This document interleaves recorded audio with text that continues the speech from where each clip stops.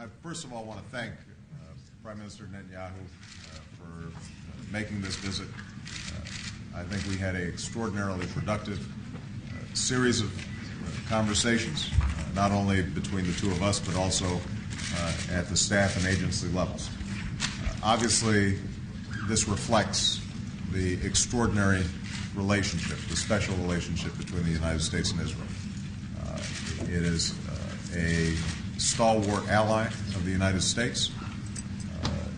We have historical ties, emotional ties, as the only true democracy in the Middle East. It is a source of admiration and inspiration for the American people. I have said from the outset that when it comes to my policies towards Israel and the Middle East, that Israel's security is paramount. And I repeated that to Prime Minister Netanyahu. It is in U.S. national security interests to assure that Israel's security as a independent Jewish state is maintained. One of the areas that we discussed is the deepening concern around the potential pursuit of a nuclear weapon by Iran. Something that the Prime Minister has been very vocal in his concerns about, but is a concern that is shared by his countrymen and women across the political spectrum. I indicated to him the view of our administration that Iran is a country of extraordinary history and extraordinary potential, that we want them to be a full-fledged member of the international community and be in a position to provide opportunities and prosperity for their people, but that the way to achieve those goals is not through the pursuit of a nuclear weapon. And I indicated to Prime Minister Netanyahu in private what I have said publicly, which is that Iran obtaining a nuclear weapon would not only be a threat to Israel and a threat to the United States, but would be profoundly destabilizing in the international community as a whole and could set off a nuclear arms race in the Middle East that would be extraordinarily dangerous for all concerned, including for Iran. We are engaged in a process to reach out to Iran and persuade them that it is not in their interest to pursue a nuclear weapon and that they should change course. But I assured the Prime Minister that we are not foreclosing a range of steps, including much stronger international sanctions, in assuring that Iran understands that we are serious. And obviously, the Prime Minister emphasized his seriousness around this issue as well. I'll allow him to speak for himself on that subject. We also had an extensive discussion about the possibilities of restarting serious negotiations on the issue of Israel and the Palestinians. I have said before, and I will repeat again, that it is, I believe, in the interest not only of the Palestinians, but also the Israelis and the United States and the international community to achieve a two-state solution in which Israelis and Palestinians are living side by side in peace and security. We have seen progress stalled on this front, and I suggested to the Prime Minister that he has a historic opportunity to get a serious movement on this issue during his tenure. That means that all the parties involved have to take seriously obligations that they previously agreed to. Those obligations were outlined in the roadmap. They were discussed extensively in Annapolis, and I think that we can. There is no reason why we should not seize this opportunity and this moment for all the parties concerned to take seriously those obligations and to move forward in a way that assures Israel's security, that stops the terrorist attacks that have been such a source of pain and hardship, that we can stop rocket attacks on Israel, but that also allow Palestinians to govern themselves as an independent state that allows economic development to take place, that allows them to make serious progress in meeting the aspirations of their people. And I am confident that in the days, weeks, and months to come, we are going to be able to make progress on that issue. So let me just summarize by saying that I think Prime Minister Netanyahu has the benefit of having served as Prime Minister previously. He has both youth and wisdom. I'll dispute youth, but that's good. And I think is in a position to achieve the security objectives of Israel, but also bring about historic peace. And I'm confident that he's going to seize this moment. And the United States is going to do everything we can to be constructive, effective partners in this process. President Obama, thank you. Thank you for your friendship to Israel and your friendship to me.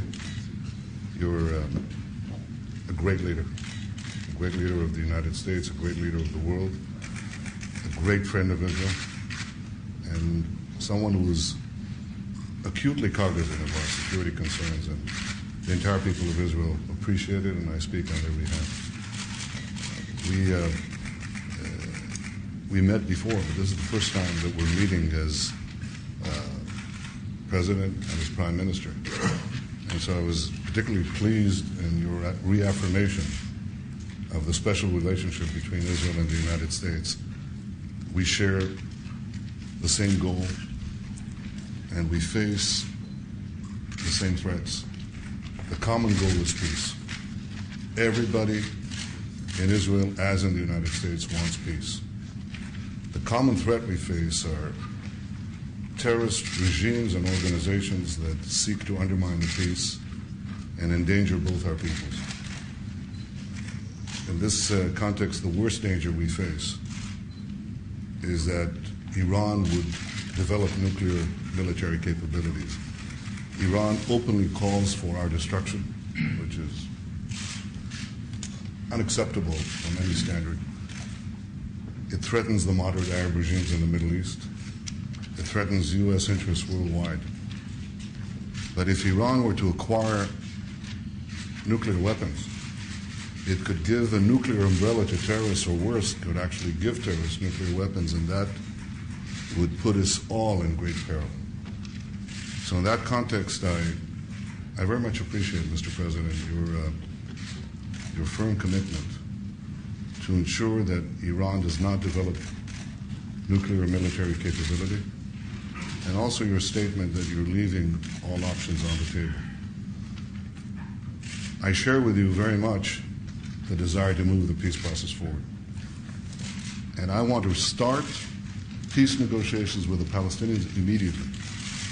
I would like to broaden the circle of peace to include others in the Arab world. If we could, Mr. President, it's a distant vision, but one that we shouldn't let go, maybe peace with the entire Arab world.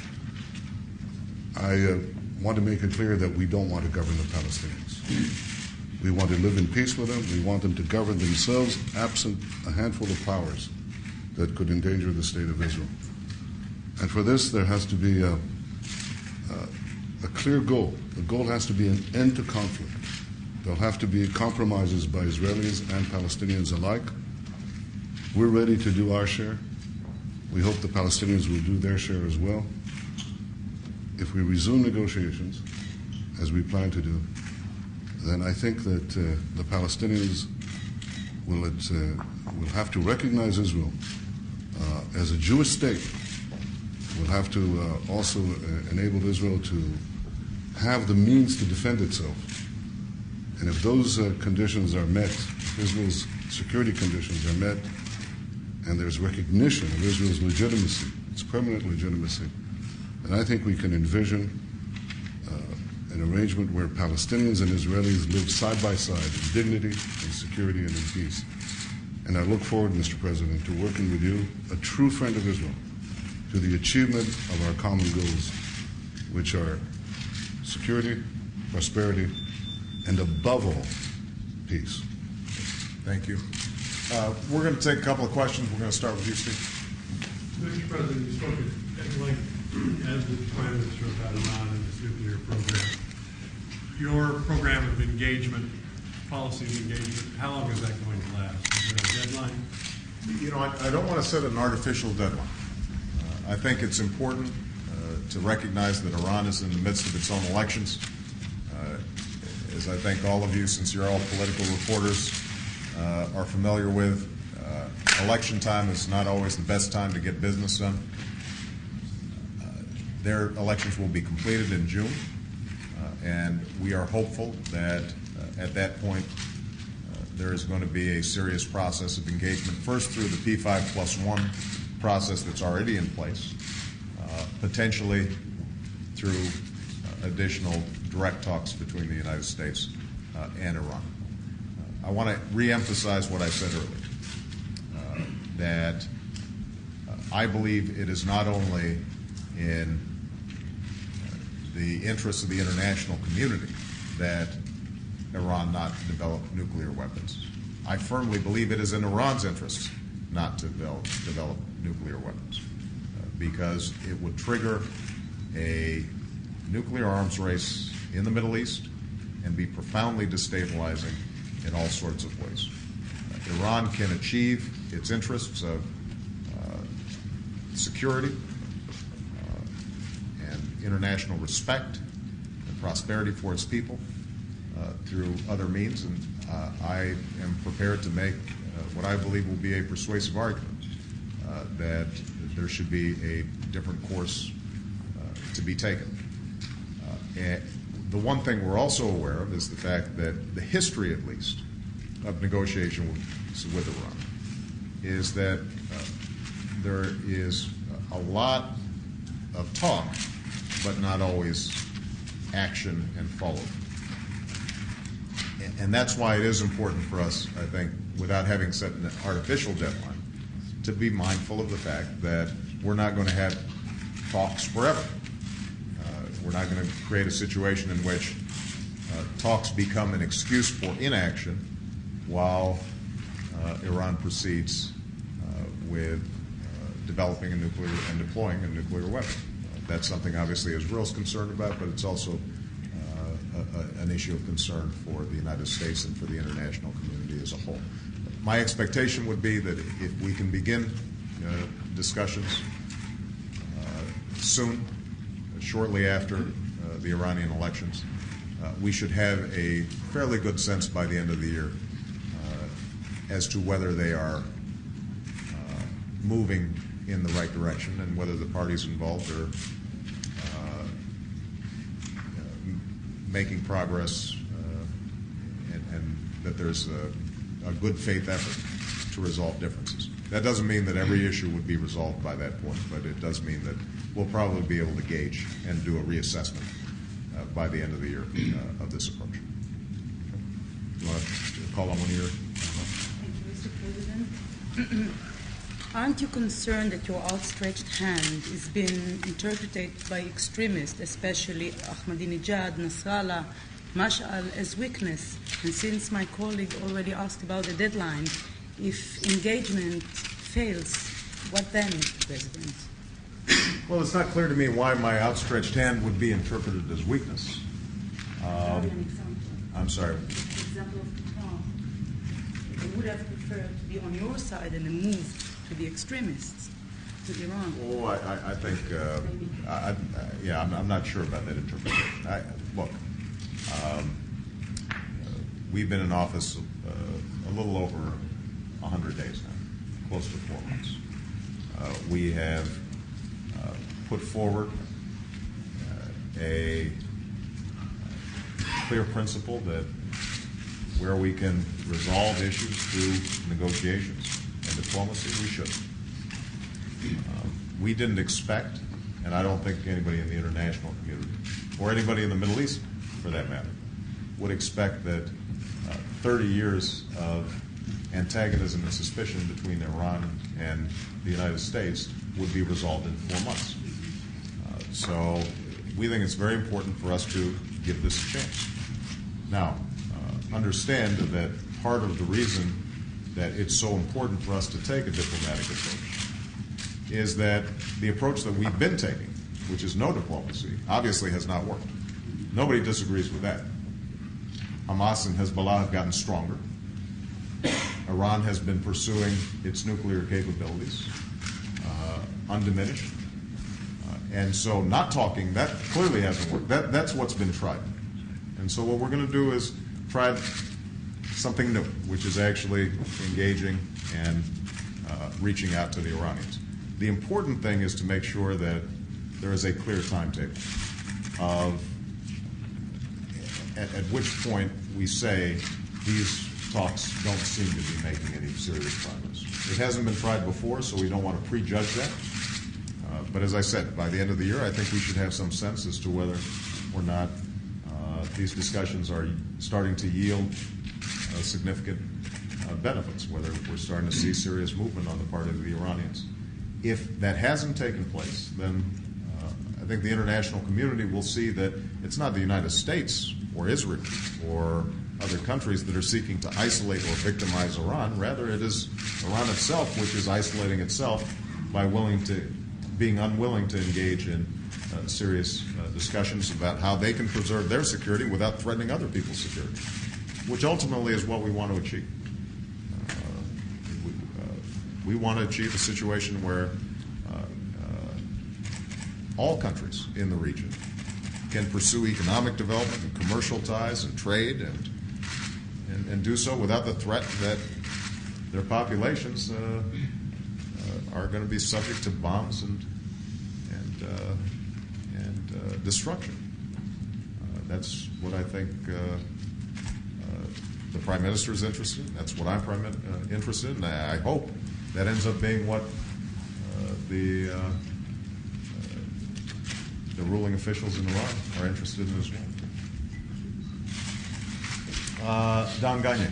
Where's Don? Mr. Prime Minister, can you each react to King Abdullah's statement of a week ago that we really are at a critical place in the conflict, and that if this moment isn't seized and if a peace isn't achieved now soon, that in a year and a half, we could see renewed major conflict, perhaps war? And do you agree with that assessment?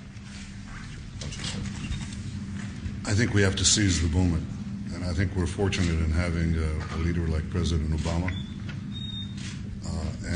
and a new government in Israel, and perhaps a new understanding in the Arab world that I haven't seen in my lifetime. You're very kind to me calling me young, but I'm more than half a century old, and in my 59 years in the life of the Jewish state, there's never been a time when Arabs and Israelis see a common threat the way we see it today, and also see the need to join together in working towards peace while simultaneously defending ourselves against this common threat. I think we have ways to capitalize on this sense of urgency, and we're prepared to move with the President and with others in the Arab world if they're prepared to move as well. And I think the important thing that we discussed, among other things, is how to buttress the Israeli-Palestinian peace tracks, which we want to resume right away, with participation from others in the Arab world, how we give confidence to each other that we're changing the reality on the ground, changing political realities top-down as well, while we work to broaden the circle of peace. So I think that the sense of urgency that King Abdallah expressed is shared by me and shared by many others, and I definitely know it's shared by President Obama. Look, I think there's an extraordinary opportunity, and the Prime Minister said it well. You have Arab states in the region, the Jordanians, the Egyptians, the Saudis, who I think are looking for an opportunity to break this long-standing impasse, but aren't sure how to do it, and share concerns about Iran's potential development of a nuclear weapon. In order for us to potentially realign interests in the region in a constructive way, bolstering, to use the Prime Minister's word, the Palestinian-Israeli peace track is critical. It will not be easy. It never has been easy. In discussions, I don't think the Prime Minister would mind me saying to him, or saying publicly what I said privately, which is that there is a recognition that the Palestinians are going to have to do a better job providing the kinds of security assurances that Israelis would need to achieve a two-state solution. That the leadership of the Palestinians will have to gain additional legitimacy and credibility with their own people and delivering services. And that's something that the United States and Israel can be helpful in seeing them accomplish. The other Arab states have to be more supportive and be bolder in seeking potential normalization with Israel. And next week I will have the Palestinian Authority President Abbas as well as President Mubarak here, and I will deliver that message to them. Now, Israel is going to have to take some difficult steps as well, and I shared with the Prime Minister the fact that under the roadmap and under Annapolis, there's a clear understanding that we have to make progress on settlements, that settlements have to be stopped in order for us to move forward. That's a difficult issue. I recognize that. But it's an important one, and it has to be addressed. I think the humanitarian situation in Gaza has to be addressed. Now, I was along the border in Sderot and saw the evidence of weapons that had been raining down on the heads of innocents in those Israeli cities, and that's unacceptable. And so we've got to work with the Egyptians to deal with the smuggling of weapons, and it has to be meaningful because no prime minister of any country is going to tolerate missiles raining down on their citizens' heads. On the other hand, the fact is that if the people of Gaza have no hope, if they can't even get clean water at this point, if the border closures are so tight that it is impossible for reconstruction and humanitarian efforts to take place, then that is not going to be a recipe for Israel's long-term security or a constructive peace track to move forward. So all these things are going to have to come together, and it's going to be difficult. But the one thing that I've committed to the Prime Minister is we are going to be engaged. The United States is going to roll up our sleeves. We want to be a strong partner in this process. I have great confidence in Prime Minister Netanyahu's political skills, but also his historical vision and his recognition that during the years that he is Prime Minister, this second go-round, he is probably going to be confronted with as many important decisions about the long-term strategic interests of Israel as any prime minister that we've seen in a very long time. and I have great confidence that he's going to rise to the occasion. And I actually think that you're going to see movement among Arab states that we have not seen before. But the trick is to try to coordinate all this in a very delicate political environment.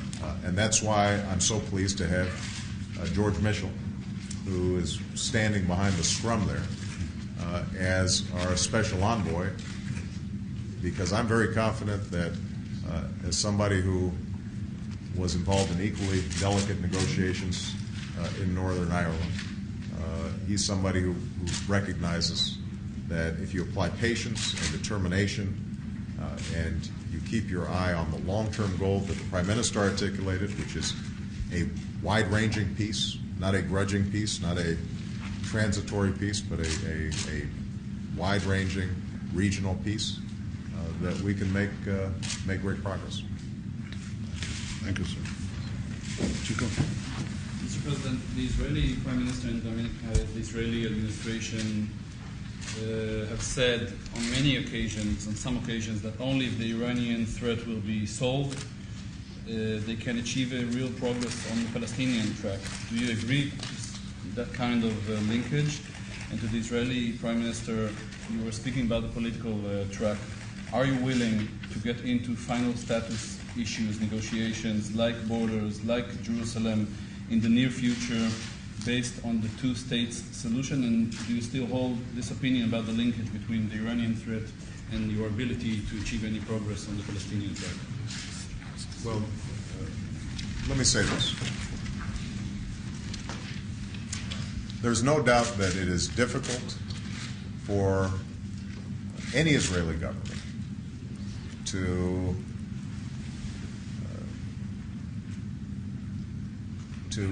negotiate in a situation in which they feel under immediate threat. That's not conducive to negotiations. And as I said before, I recognize Israel's legitimate concerns about the possibility of Iran obtaining a nuclear weapon when they have a president who has in the past said that Israel should not exist. That would give any leader of any country pause. Having said that, if there is a linkage between Iran and the Israeli-Palestinian peace process, I personally believe it actually runs the other way. To the extent that we can make peace with the Palestinians, between the Palestinians and the Israelis, then I actually think it strengthens our hand in the international community in dealing with the potential Iranian threat. Having said that, I think that dealing with Iran's potential nuclear capacity is something that we should be doing even if there already was peace between the Israelis and the Palestinians. And I think that pursuing Israeli-Palestinian peace is something that is in Israel's security interests and the United States national security interests, even if Iran was not pursuing a nuclear weapon. They're both important. And we have to move aggressively on both fronts. And I think that based on my conversations with Prime Minister Netanyahu, he agrees with me that they're both important. That's not to say that he's not making a calculation, as he should, about what are some of the most immediate threats to Israel's security, and I understand that. But look, imagine how much less mischief a Hezbollah or a Hamas could do if, in fact, we had moved a Palestinian-Israeli track in a direction that gave the Palestinian people hope. And if Hezbollah and Hamas is weakened, imagine how that impacts Iran's ability to make mischief, and vice versa. I mean, so obviously these things are related, but they are important separately. And I'm confident that the United States, working with Israel, can make progress on both fronts. Thank you. We've had extraordinarily friendly and constructive talks here today, and I'm very grateful to you, Mr. President, for that. We want to move peace forward, and we want to ward off the great threats. There isn't a policy linkage, and that's what I hear the President saying, and that's what I'm saying too, and I've always said. There's not a policy linkage between pursuing simultaneously peace between Israel and the Palestinians and the rest of the Arab world, and trying to deal with removing the threat of a nuclear Iran. There are causal links. The President talked about one of them. It would help, obviously, unite a broad front against Iran if we had peace between Israel and the Palestinians. And conversely, if Iran went nuclear, it would threaten the progress towards peace and destabilize the entire area and threaten existing peace agreements. So it's very clear to us. I think we don't see closely on this. We see exactly eye to eye on this, that we want to move simultaneously and in parallel on two fronts, the front of peace and the front of preventing Iran from acquiring nuclear capabilities. On the front of peace, the important thing for me is to resume negotiations as rapidly as possible, and my view is less one of terminology but one of substance. I mean, I ask myself, what do we end up with? If we end up with another Gaza, the President has described to you those rockets falling out of Gaza, that is something we don't want to happen, because a terror base next to our cities that doesn't recognize Israel's existence, calls for our destruction and acts for our destruction, is not our view of peace. If, however, the Palestinians recognize Israel as the Jewish state, if they fight terror, if they educate their children for peace and to a better future, then I think we can come at a substantive solution that allows the two peoples to live side by side in security and peace, and I add prosperity, because I'm a great believer in this. So I think the terminology will take care of itself if we have the substantive understanding, and I think we can move forward on this. I have great confidence in your leadership, Mr. President, and in your friendship to my country, and in your championing of peace and security. And the answer is both come together. Peace and security are intertwined, they're inseparable. And I look forward, Mr. President, to working with you to achieve both. Thank you, everybody.